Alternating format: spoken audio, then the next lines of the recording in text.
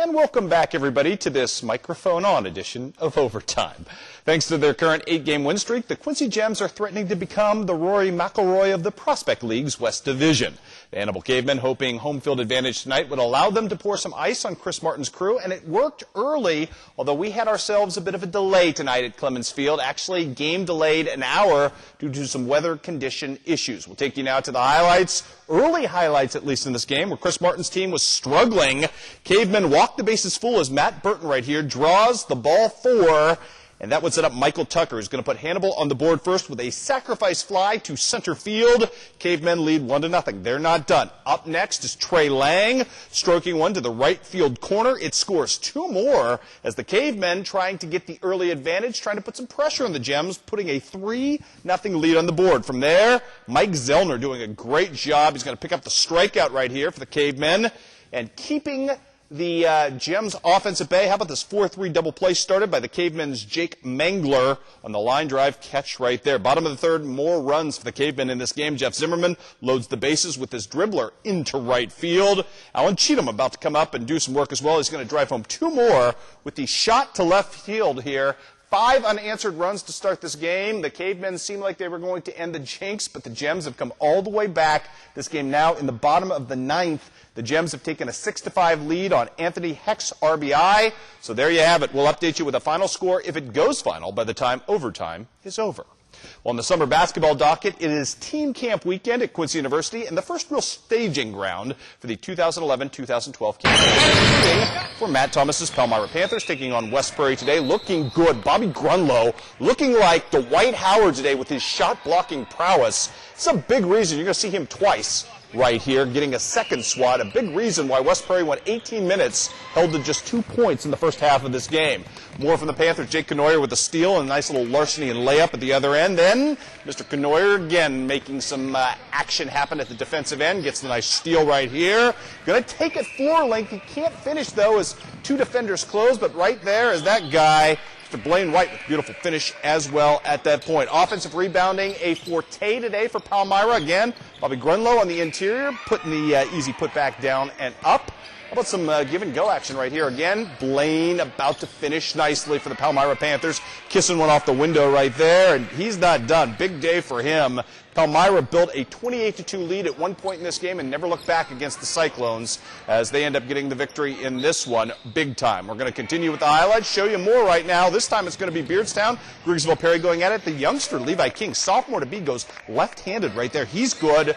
Dryden Craven is pretty darn good as well. One of the best players I saw all day and all summer long, doing the left eye Lopez thing there with the little scratch underneath his eye.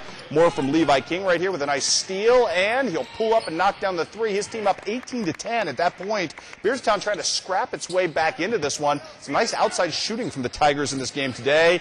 GriggsvillePerry, though, about to throw things into overdrive. Dryden Craven about to commit a felony and a finish at the other end. Beautiful stuff from him with the nice pickpocketry. Clayton Myers, big fella from GriggsvillePerry, can do a little damage in the paint as well.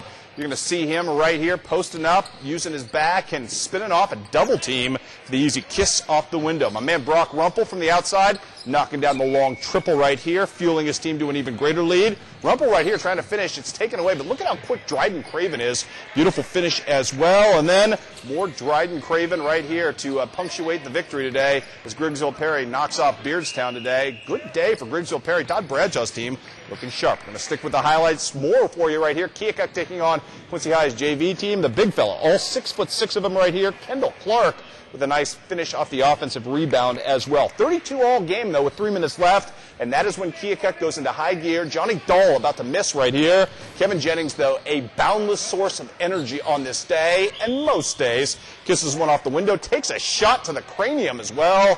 Not happy about it, but happy to get the bucket at that point. More from Johnny Dahl. He's just good. Look at him. Outside, knocking down this three-pointer. You're going to hear about this kid for the next 4 years. He's dynamite. More right here. Dahl with the transition.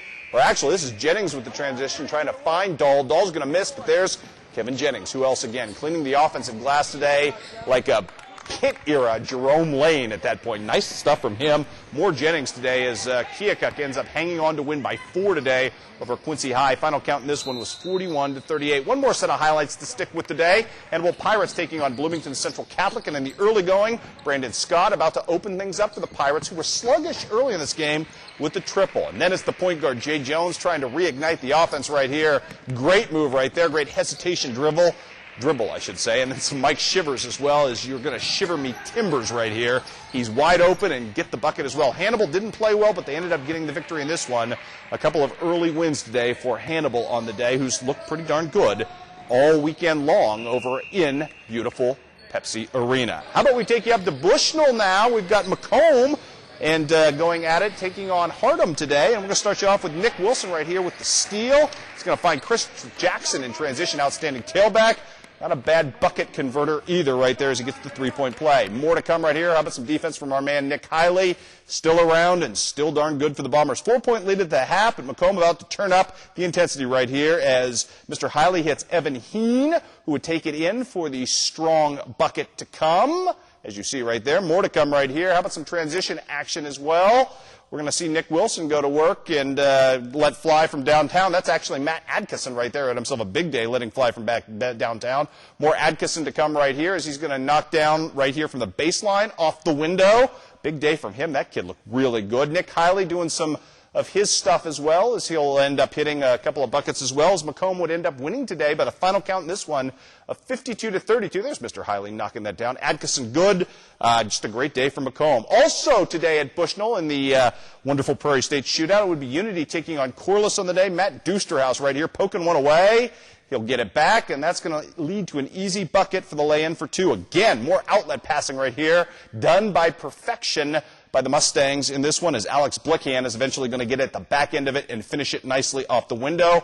More from the Mustangs in this one. How about some Brett Jackson going to drill the corner 3 ball right here, giving his team the lead at that point. Reed Benzinger, you might know him better as an outstanding linebacker for Unity. Well, he's not too shabby a basketball player either, as he gets the nice steal and then gets the finish as he's rewarded at the other end. But more of Alex Blickhand as well. Offensive rebound and the putback for his team. And more Matt Dusterhouse. Unity's going to be pretty good, I think. On the break right here, it's Dusterhouse taking the lob and finishing up strong on this one. Blickhand, a nice day. Dusterhouse, a nice day. Andrew Doyle, not pictured as well, a very nice day, as Unity ends up getting the victory over Corliss today. Leading by 17 points at the half. They never looked back in that one as well. Well, in my world, it's never too early to start talking high school football as we count down to the start of summer camps. In fact, if you go online right now to connecttristates.com, you can read my breakdown on what might be the best class of tight ends we've seen in the Tri-States in the last 15 years, starting for the 2011 season. Now, the wide receiver pool isn't too shabby either. Our number one no-brainer this year, GriggsvillePerry's Dylan Butler, who is just absolutely phenomenal. Maybe the best return guy coming back anywhere this season. Got speed to burn, getting Division I looks at the mid-major level at this point. Had a game last season where he had over 300 yards receiving in one game. If you let him break away from you, you stand to be punished. He is certainly number one on our list, not only just as we mentioned for his great receiving skills, not only because he's a great tackler at linebacker, but because of those return skills you see right here. Great factor in special teams as well for his team going forward. Now, not the only good receiver coming back. Our list at number 2 includes Reggie Bratton, who had close to 400 yards receiving for Jacksonville this season. Also the game breaker from Macon, Jacob Lanier, who's a big part of Macon's outstanding skill position talent. I think Macon is probably going to put the ball in the air more this season, so I think you're going to see a spike from Jacob Lanier in that department. He's also maybe the best punt returner in Northeast Missouri, so that certainly bumps him high on our list. Up next, a couple of kids you may not have heard of who put up huge numbers this season. Brennan Cheese Hurley from Clopton-Ellsbury has the luxury of playing with the best quarterback in our area coming back this season, and in Scott Krager. And Brennan Hurley had over 600 yards receiving last season alone, and I believe he ended up with an ungodly number of catches, something like 40 or 50 catches this past season. So he's a kid you have to watch. John Stoneburner, the only returning 1,000-yard receiver in our area, big kid from North Shelby. There's some questions about their quarterback situation this year at North Shelby, but if you can put the ball in the air, John Stoneburner is a kid who can go up and get it, and a nice player, and he's a kid who could be starting and starring for any team in our area. So remember that name, somebody to look out for. Also, Returning all-area pick, at least from the all-do-or-die team, Austin Dormeyer from Central Southeastern. Again, Central Southeastern breaking in a new quarterback, so he's a kid you have to watch. He may get some runs out of the backfield as well. And you've got Kevin Dotson back as well from Clopton-Ellsbury, who also had a 600-yard receiving effort last season. So lots of good targets in Ellsbury this season. That's our top 7. A couple of sleepers we need you to look out for. 2 kids who come to mind right off the top of my head. Avery Gregorich, who's playing with an all-state quarterback in Matt Gunterman down at Pleasant Hill, had a good season last year, 5 touchdowns, over 400 yards receiving. Kid you need to watch out for. Also, the speedster Darian Sanders is going to be playing with Kevin Jennings up at Keokuk. Keokuk, their running game isn't really set or solid or concrete at this point, which means Kevin Jennings is probably going to have the chance to put the ball in the air an awful lot.